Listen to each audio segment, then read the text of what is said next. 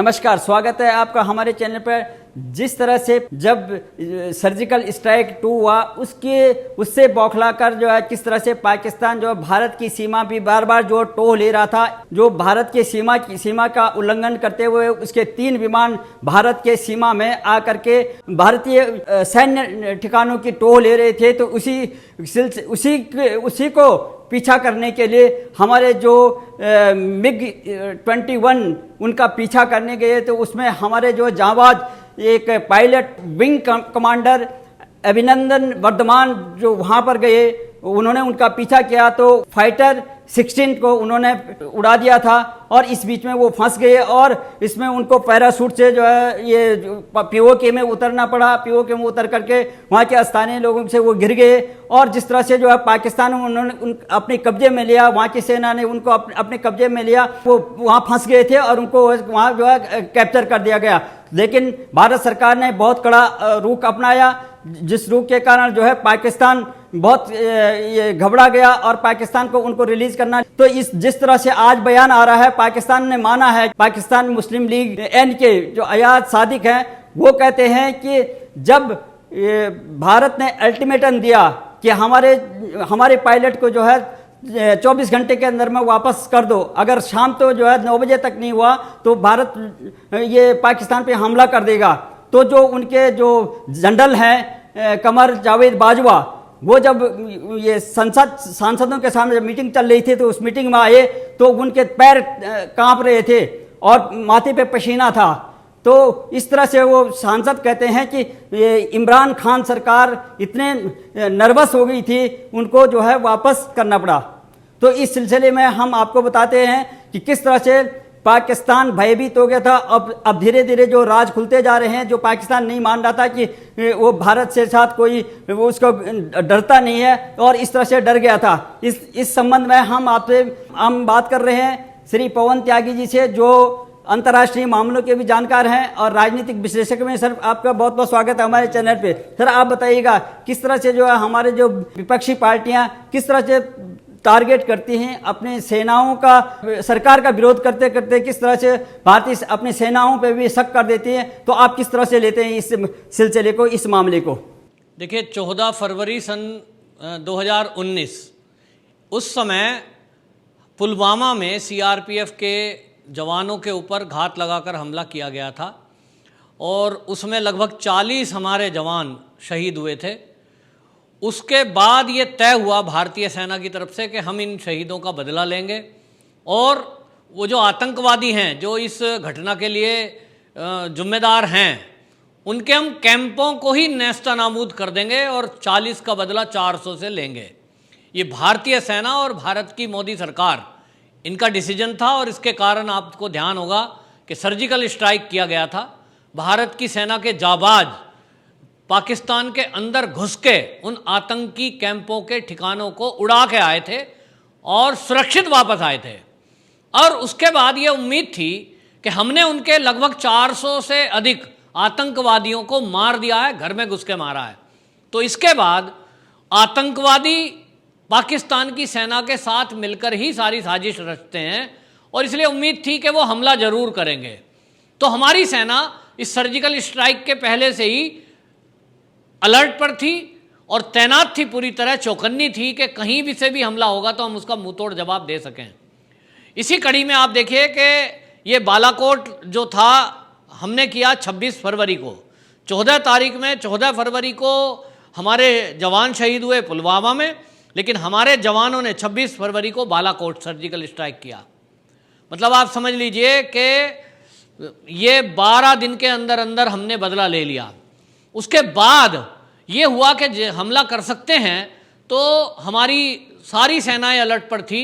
तो देखा यह गया कि पाकिस्तान की तरफ से फाइटर प्लेन हमारी वायुसेना का जो क्षेत्र है भारतीय, उस घुसने की उसमें कोशिश कर रहे थे और सेना की टोह लेने की कोशिश कर रहे थे कि हम क्या उस पर प्रतिक्रिया करते हैं। तो ये अभिनंदन MiG-21 पर, और इनकी जिम्मेदारी थी उस बॉर्डर एरिया में निगरानी की, इन्होंने तुरंत रिएक्शन किया और जो पाकिस्तान के F-16 थे उनका पीछा किया और पीछा ही नहीं किया तो उनको मार गिराया। तो एक फाइटर प्लेन मार गिराया था। लेकिन आपको ध्यान होगा ये MiG-21 जो विमान है ये बहुत पुराने हैं, अपग्रेड करके उसको सेना इस्तेमाल कर रही थी। कांग्रेस ने पिछले 30 सालों से कोई फाइटर प्लेन खरीदा नहीं था। हमारे सैनिकों की स्थिति बहुत गड़बड़ थी, दयनीय थी। सरकार को बार बार कहते थे भाई हमको अच्छे आधुनिक फाइटर प्लेन चाहिए।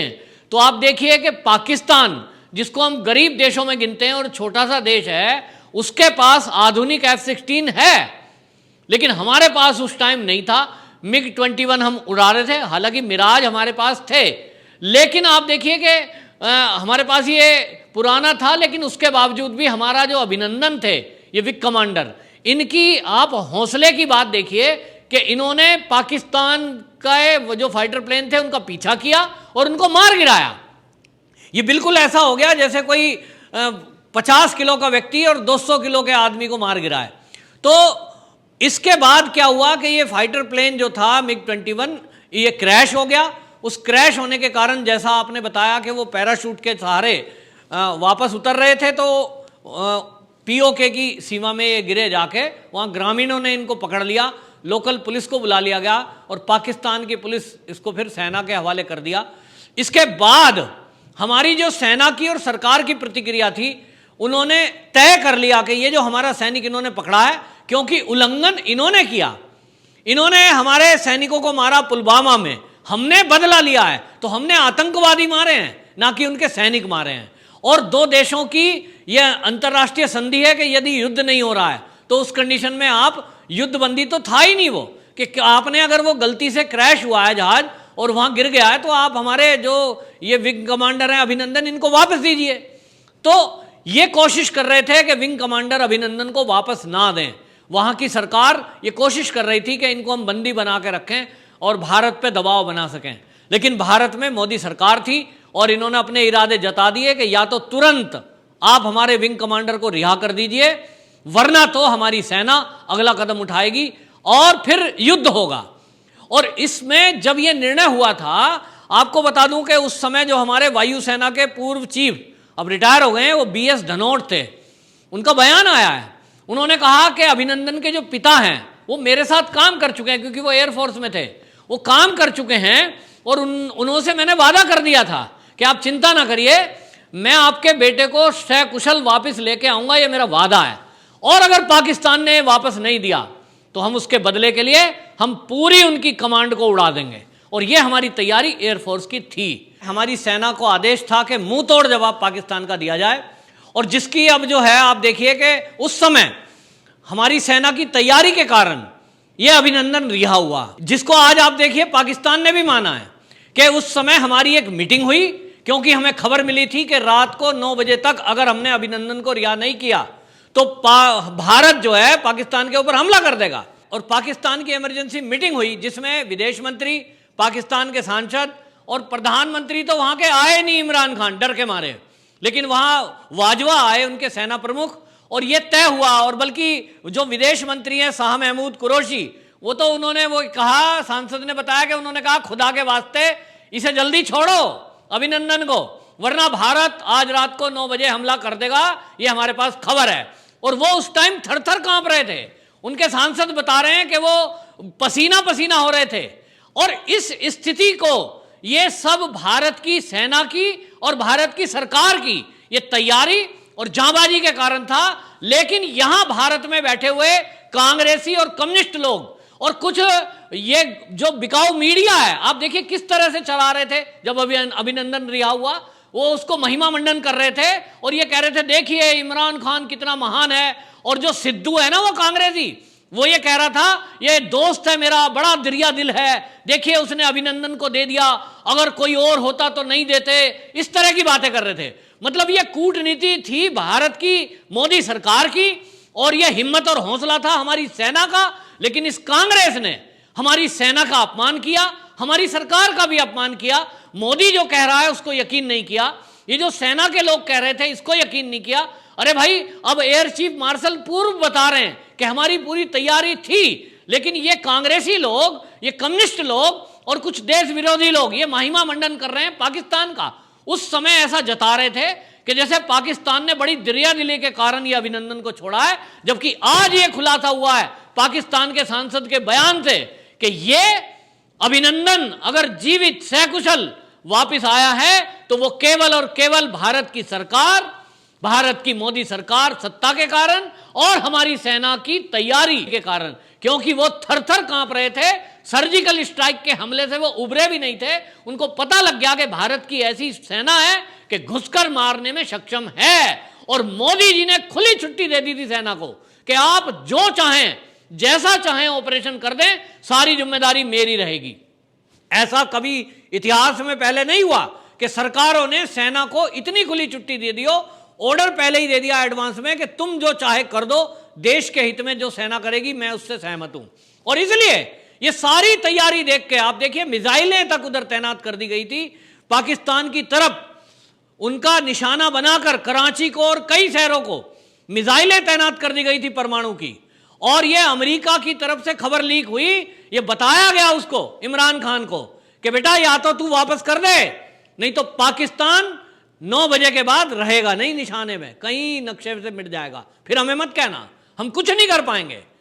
और इस दहशत के कारण पाकिस्तान ने अभिनंदन को छोड़ा था, जिसको कांग्रेसियों ने सेना का अपमान और सरकार का अपमान करके उसे डाइल्यूट करने की कोशिश की मुद्दे को।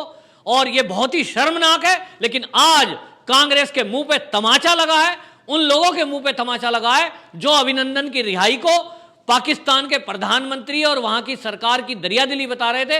अब उनको पता लगा और वो माफी मांगे पूरे देश से और सेना से कि हमने आपकी जो क्षमता है उसको कमतर आंका और उसका अपमान किया, जिसके लिए हम क्षमा चाहते हैं। तो राहुल गांधी को माफी मांगनी चाहिए जो सेना के शौर्य पर सवाल उठा रहे थे। सही कहा आपने, इनको माफ़ी मांगनी चाहिए। कोई दरियादिली नहीं थी, भारत सरकार का कड़ा रुख था। और ये पहली बार हो रहा है कि जो हमारे बॉर्डर पे जो सैनिक हैं, अब वर्तमान सरकार ने, मोदी सरकार ने स्पष्ट निर्देश दे रखे हैं कि एरिया कमांडर को तुम अपने आत्मरक्षा के लिए जैसे सिचुएशन होती है वैसे तुम जो है साउथ ब्लॉक पूछने की जरूरत नहीं है, जो भी सामने आवे उस हिसाब से अपने आप डिसीजन ले लो और फायर ओपन कर दो।